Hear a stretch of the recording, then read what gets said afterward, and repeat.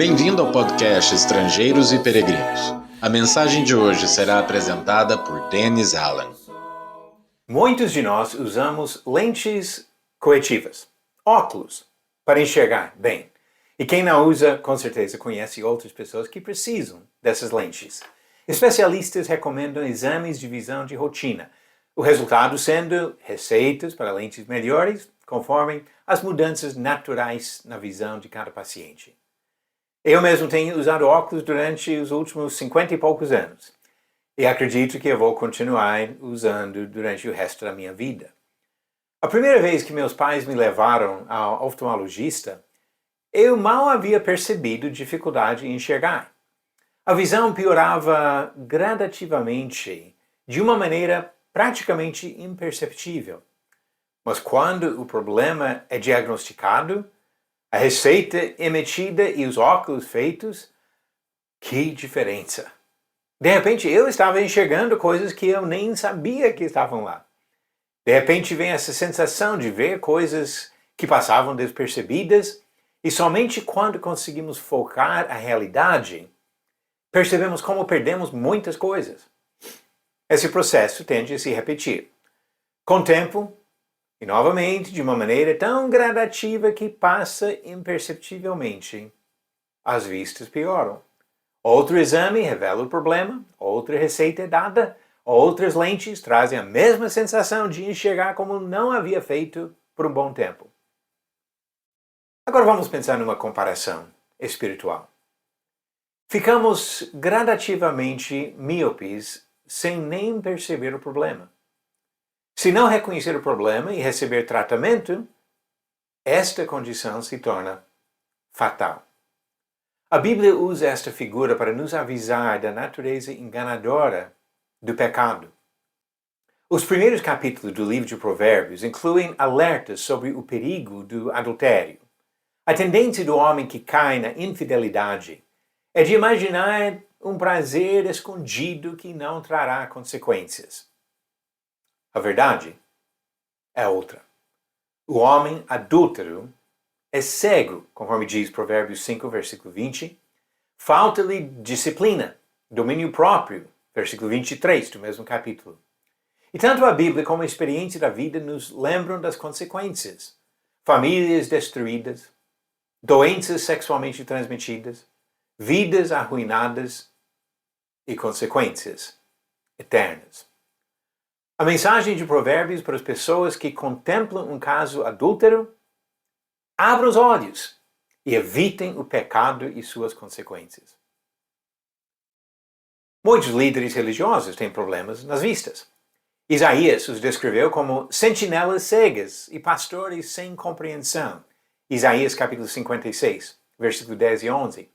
Jesus descreveu os guias espirituais da sua época nestas palavras: deixai-os, são cegos guias de cegos. Ora, se um cego guiar outro cego, cairão ambos no barranco. Mateus 15, versículo 14. A realidade para todos é simples e assustadora. O pecado engana. Hebreus 3, versículo 13 diz: pelo contrário, exortai-vos mutuamente cada dia, durante o tempo que se chama hoje, a fim de que nenhum de vós seja endurecido pelo engano do pecado. Quando procuramos ajuda profissional com nossos problemas de visão, queremos duas coisas: diagnóstico e correção.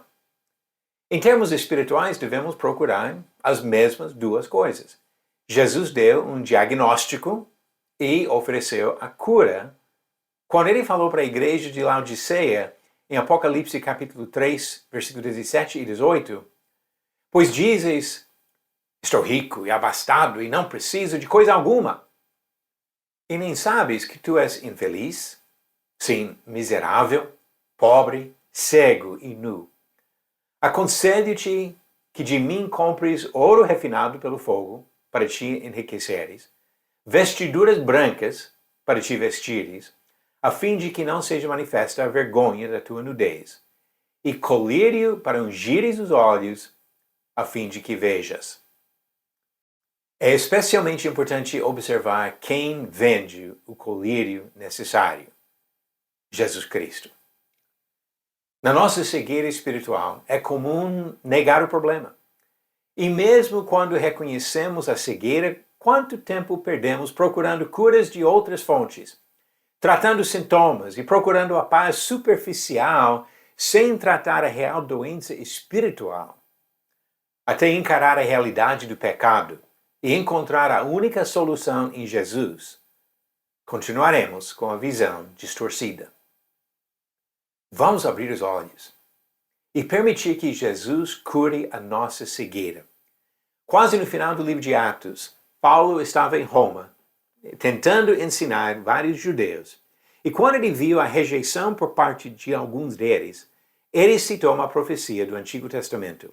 Ele fala em Atos 28, começando no versículo 25. E havendo discordância entre eles, começaram a ir embora. Mas antes que saíssem, Paulo disse estas palavras: Bem falou o Espírito Santo aos pais de vocês, por meio do profeta Isaías, quando disse: Vá a este povo e diga, ouvindo vocês ouvirão, e de modo nenhum entenderão. Vendo vocês verão, e de modo nenhum perceberão. Porque o coração deste povo está endurecido. Ouviram com os ouvidos tapados e fecharam os olhos, para não acontecer que vejam com os olhos, ouçam com os ouvidos, entendam com o coração, se convertam e sejam por mim curados. E Paulo concluiu: Portanto, fiquem sabendo que esta salvação que Deus oferece foi enviada aos gentios, e eles a ouvirão. Quando algumas pessoas rejeitaram a palavra, outras pessoas tiveram a oportunidade e reagiram de forma diferente. Mas o ponto aqui é que cada um precisa decidir. Vai ficar com os ouvidos tapados, os olhos fechados, o coração endurecido?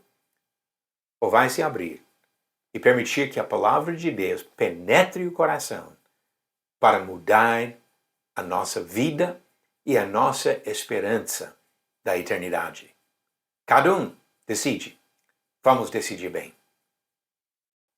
Vamos agora para as perguntas do dia. A pergunta de ontem: poucos dias antes da sua morte, Jesus chegou a Jerusalém montado em que tipo de animal? Alternativas: A, camelo, B, cavalo, C, elefante ou D, jumento. A resposta certa, alternativa D, jumento. Como diz Marcos 11, versículos 7 e 11, levaram o jumentinho a Jesus, puseram as suas capas sobre o animal e Jesus montou nele, e Jesus entrou em Jerusalém. E a pergunta de hoje, do Antigo Testamento: quando o povo terminou a confecção do tabernáculo e seus utensílios, quem os abençoou?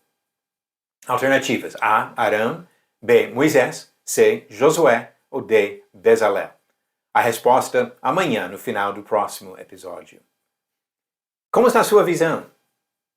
Eu preciso de lentes corretivas.